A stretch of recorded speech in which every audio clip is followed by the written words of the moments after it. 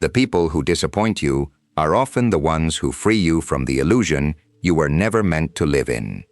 Have you ever held someone in your mind as something they were never quite capable of being? Have you spent years quietly rearranging your own needs, softening your own edges, asking less and less of yourself so that a particular version of someone could survive in your imagination? And what if every disappointment you have ever felt, every moment the ground shifted beneath you without warning, every silence that arrived where a voice used to be, was not a failure of the other person at all, but a quiet signal rising from the deepest layer of yourself, asking you, finally, to look? Carl Jung spent decades studying what happens in the space between two people who believe they know each other. What he found was not reassuring, but it was true. We do not see people as they are. We see them as we need them to be. The mechanism he identified is projection, the unconscious act of casting the interior contents of our own psyche outward onto the faces of those around us, and then responding to those faces as though what we placed there was always theirs. Jung was careful about this idea. He did not mean that our perceptions are simply wrong, or that other people are innocent of all we sense in them. He meant something more uncomfortable than that the intensity of what we feel, the particular ache of a specific person's absence or presence, the way one voice can carry a weight that no other voice carries, these are not purely responses to the person. They are responses to the figure we have assembled around them, using materials gathered from our own unfinished interior. The uncomfortable cost of understanding this is one that most people, once they glimpse it, would prefer to put back in the drawer. If every deep attachment contains a layer of projection, then every relationship built primarily on that layer is not a relationship with another human being. It is a relationship with a reflection of yourself, elaborate, emotionally vivid, entirely real in its effects, and fundamentally solitary. The other person is present, yes, but they are present the way an actor is present on a stage you designed, reading lines you have silently written for them, and the tragedy does not begin when they forget their lines. The tragedy is that they never had them in the first place. Imagine a sculptor who falls in love with the statue they are carving, not as a fantasy, but as a genuine emotional fact, the way the marble responds to the chisel, the emerging shape that seems, day after day, to become more itself, more perfectly the thing they always felt but could not name. The sculptor does not think of this as a creation. They think of it as a discovery, as though the figure were always inside the stone, waiting, and their hands were only revealing what was already there. Now imagine that the stone is a person, a real one, with a history that precedes you, with interior weather you cannot read, with loyalties and wounds and contradictions that have nothing to do with the shape you are patiently uncovering. You are not discovering them, you are carving. And because the work is done in private, inside the studio of your own imagination, they never agreed to hold still for it. When someone fails to be the figure you have been carving, what you lose is not them. You lose the sculpture.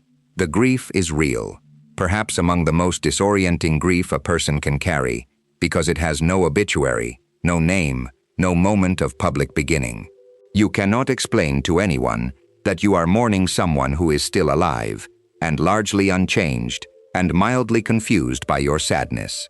The person stands before you, present, ordinary, carrying their coffee cup the wrong way, and you are standing at the edge of a loss so large it has no perimeter.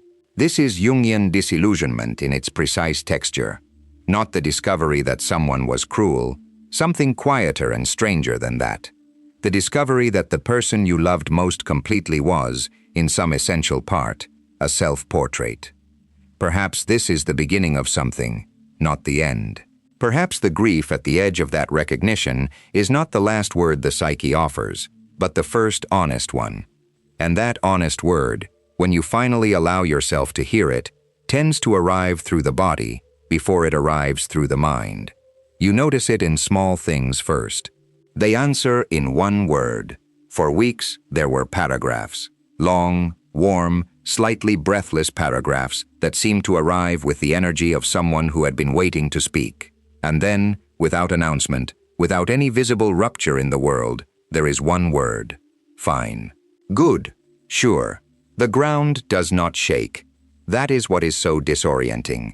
The ground only shifts, slightly, the way a table shifts when one leg is fractionally shorter than the others, and you have simply never placed your glass near that corner before. You tell yourself it is nothing. You tell yourself they are tired, busy, distracted. You construct a small architecture of explanations, each one reasonable, each one designed to keep the sculpture intact. But something in you has already felt it, not the betrayal, not the cruelty, simply the lifting. The projection beginning to peel from the surface of a person who was always just a person, carrying their own weather, living entirely inside their own story.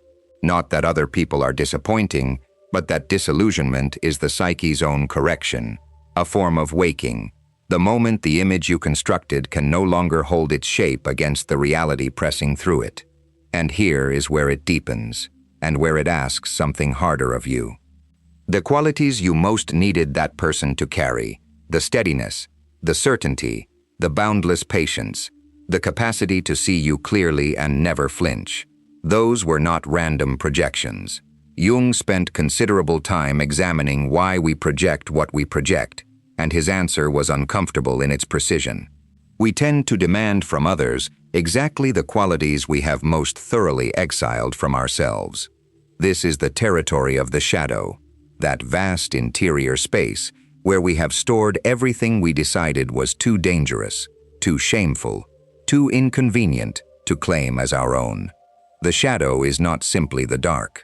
It contains the abandoned light as well, the confidence you refuse to inhabit because someone once told you it looked like arrogance, the tenderness you locked away because it had been used against you, the strength you distrusted in yourself because strength, in your early life, was always someone else's instrument of harm. What you could not afford to keep, you outsourced.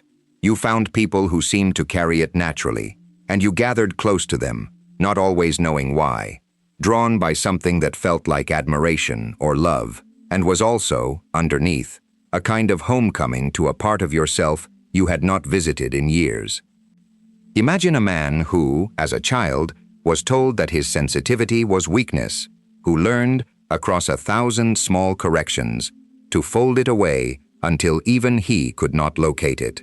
He grows, and he finds himself drawn irresistibly to people who weep openly at films, who speak about their feelings with an ease that bewilders him, who carry their vulnerability the way others carry keys, always at hand, never hidden. He loves them for it with a ferocity that confuses him, and when they fail to be sensitive enough, when they, in a tired moment, say something blunt, something ordinary and human, he does not experience it as a lapse. He experiences it as a collapse of something foundational. The disappointment is not proportional to the offense. It never is when the shadow is involved, because he was not, in truth, asking them to be sensitive.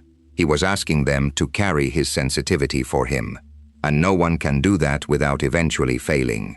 The weight was never theirs to carry. It was always his. This is the shadow's quiet logic. What we cannot tolerate in ourselves, we require others to embody perfectly. And then we are devastated when they do not. There is a face passing through your mind right now, isn't there? Someone whose particular failure to be what you needed has left a mark that seems disproportionate to the facts of what happened. That disproportion is worth sitting with. It is not evidence that you were wrong to feel it. It is a thread, and if you follow it carefully, it leads somewhere inside you that has been waiting a long time to be found. I made a separate video about the mechanism behind these projection cycles, why the same dynamic tends to arrive wearing a different face each time. You'll find the link in the pinned first comment, or it's on screen right now. It may be the most useful thing to watch after this one. But before you follow that thread outward, toward the face in your mind, it is worth turning it inward for a moment. Because the face is almost never the problem. The pattern is. How many times did you rehearse a conversation that never happened? Sitting in a car, in a shower, in the last hour before sleep, working through what you would say, what they would answer, how you would finally make them understand. And then the conversation happened, or it didn't, and neither outcome resembled the one you had prepared for, because the person you were rehearsing with was the one you had built inside yourself, not the one who existed outside it.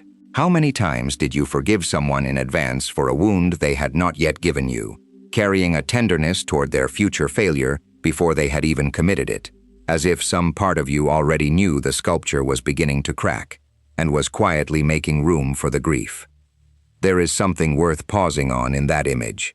The preemptive forgiveness, because it sounds like generosity, and in one sense it is, but in another sense, it is evidence of how completely the mind can live inside its own projections, anticipating, adjusting, grieving, and forgiving, all within a drama that the other person is not even aware they are performing in. Imagine a composer who spends years writing music for a particular instrument, an instrument they have never actually played, only heard once from a distance, through a half-open window on a street they were passing through. They build the entire score around what they believed that instrument could do. They account for its range, its texture, its particular kind of silence between notes. And when the instrument finally arrives and is played in full, and it turns out to be something other than what they imagined, not worse perhaps, simply other, the composer does not grieve the instrument. They grieve the score. They grieve the years of building something exquisite around an idea of a sound that existed only in their own interior. The instrument stands there, real, present, capable of its own music entirely. But the composer can barely hear it, because the imagined version is still playing in the foreground. This is what Jungian disillusionment actually costs. Not the relationship, the score, the internal architecture you built around someone who did not know they were your material.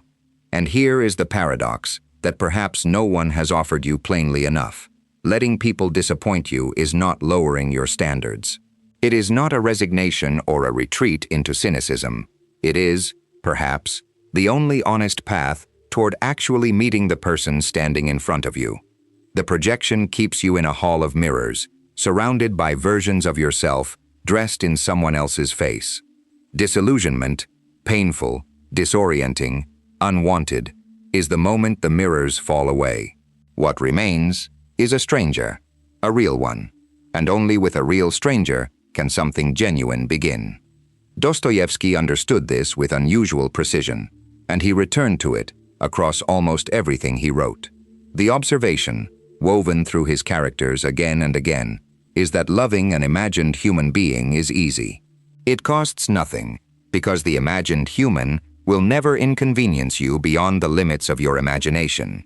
They will never be tired at the wrong moment, never carry a grief that makes them temporarily unavailable, never hold an opinion that cuts against your sense of yourself. The imagined beloved is always, at the crucial moment, exactly what you require. But to love the actual person, the one with their specific contradictions, their inexplicable loyalties, their capacity to be both generous and quietly cruel, sometimes within the same afternoon, that, Dostoevsky suggests, is the genuine spiritual labor.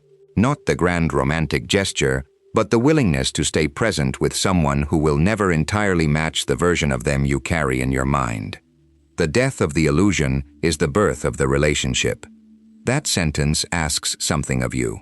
It asks you to consider that what felt like an ending may have been, without your knowing it, a doorway. That the grief you felt when someone finally revealed themselves to be human, uncertain, inconsistent, limited in exactly the ways you needed them not to be, was not the grief of losing them. It was the grief of losing the story. And the story, however beautiful, was always yours alone. And yet, here is where the mind resists. Because releasing the story does not feel like freedom, it feels like failure, it feels like settling. You were not asking for too much, you tell yourself. You were simply asking for what you were shown, early on, when the mirror still seemed to agree with you. And that is perhaps the most tender part of the whole mechanism. The projection does not begin in delusion. It begins in evidence. They gave you something real. A look, a gesture, a moment of attention so precise it seemed like recognition. And your psyche, hungry for confirmation of something it has been waiting to find, took that fragment and built an entire architecture around it. Jung understood this with a kind of clinical compassion that is rare. He did not say that what you felt was false. He said that what you felt was yours.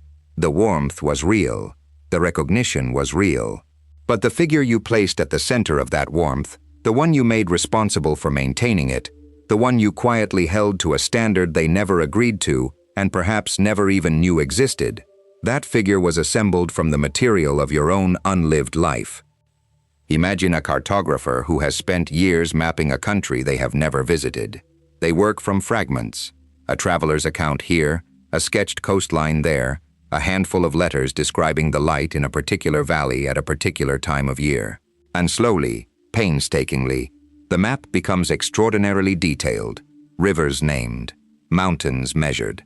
The cartographer knows, with a certainty that feels like love, exactly what they will find when they arrive. And then they arrive.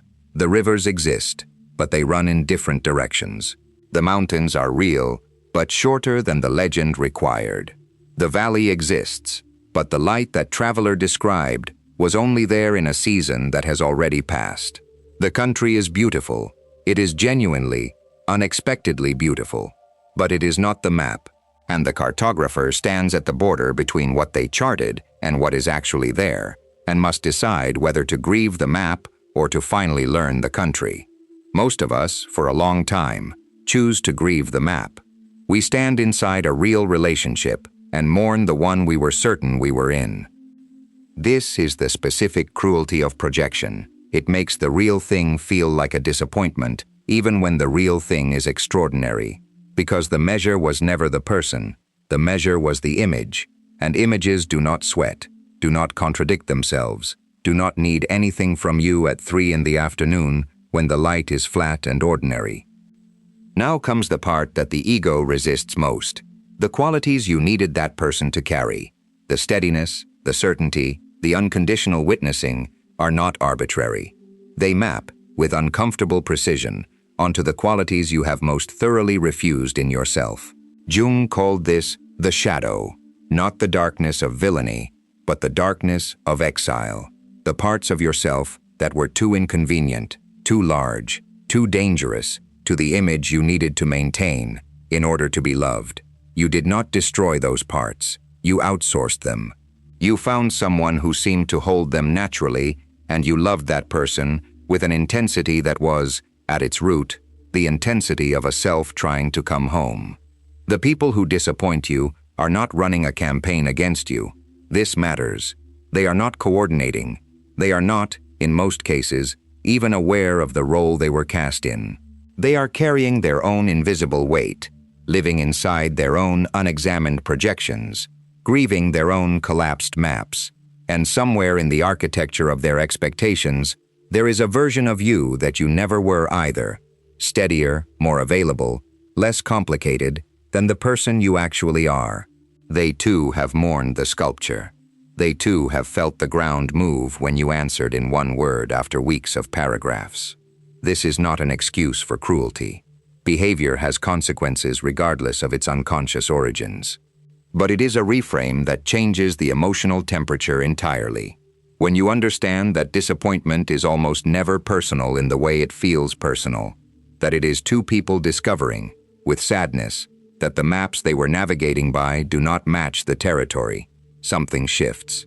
Not into indifference, into something closer to solidarity. You were both, in your different ways, trying to find something real. You were both, without knowing it, asking the other person to carry something that was never theirs to carry. And perhaps that is the strangest mercy of all, that the very mechanism which caused the pain contains, if you are willing to look at it long enough, the coordinates of something more durable. Jung believed that the moment of disillusionment, as agonizing as it feels, is also the moment individuation becomes possible. Individuation, the long, quiet work of becoming who you actually are, rather than who the projection required you to be. Because here is what no one tells you about the idealized version you built of someone else. It was not only a portrait of them, it was a portrait of yourself, inverted. The qualities you placed on that person like a crown. The reliability, the unwavering attentiveness, the capacity to see you fully without flinching. Those are the qualities you most deeply believe you do not possess yourself. The projection was never really about them. It was a map drawn in negative space, showing you precisely where you have abandoned yourself. The death of the illusion is the birth of the relationship. Not only the relationship with the other person, more urgently, the relationship with yourself. Imagine a traveler who has carried a lantern for 1,000 miles, convinced it contains a light that cannot be replicated anywhere else in the world. They guard it obsessively. They take detours to shield it from wind. They decline whole countries of experience because the lantern must be protected. And then one evening the glass cracks, the flame goes out, and in the grief of that darkness they discover, for the first time, because they had never needed to look before, that they have been walking through a landscape luminous with its own light. Stars they never noticed, towns they never entered, other fires burning at other windows. The lantern was not worthless. It carried them to this place, but it was never the only light in the world, and the cracking of it is what finally let them raise their eyes. This is what disillusionment does, if you do not turn away from it too quickly. It does not leave you in the dark. It leaves you in a larger dark, one with more sources of light in it than you allowed yourself to see while you were tending the lantern. The grief is real. Do not rush past it. But underneath the grief, if you are patient with yourself, there is something that functions almost like relief. The exhausting labor of maintaining the fiction is over. You no longer have to perform the emotional gymnastics required to keep the sculpture intact. You no longer have to selectively not hear the moments when the real person contradicted the version you needed. That vigilance was costing you something. Its ending, even when it arrives as pain, is also a form of rest. There is a counterintuitive truth buried here, and it is worth slowing down for. We tend to think of disillusionment as evidence that we loved too much, that we were too open, too trusting, that the lesson is to narrow ourselves going forward. But Jung's reading, and it is a harder reading, and a more useful one, is almost the opposite. The problem was not that you felt too much. The problem was that much of what you felt was directed not at the person in front of you, but at the figure you had assembled from your own interior materials. You were not, in those moments, being too open. You were being open to the wrong address. And the invitation now, not the punishment, the invitation, is to redirect that same capacity for feeling, for attention, for care, toward what is actually present rather than what you required to be present. How many times did you sense a shift and immediately find a reason to explain it away? How many times did you translate silence into patience, distance into dignity, inconsistency into complexity, because the alternative, that the sculpture was cracking, was too costly to admit? That cost was paid forward. Every delay in seeing clearly is a debt that accumulates interest, and when it is finally called in, the amount feels disproportionate. The single unanswered message that breaks you is almost never about the message. It is about every prior moment of reinterpretation, every small distortion you performed to keep the image coherent, arriving all at once. The feeling is not an overreaction. It is a precisely accurate reaction to everything, finally, at once.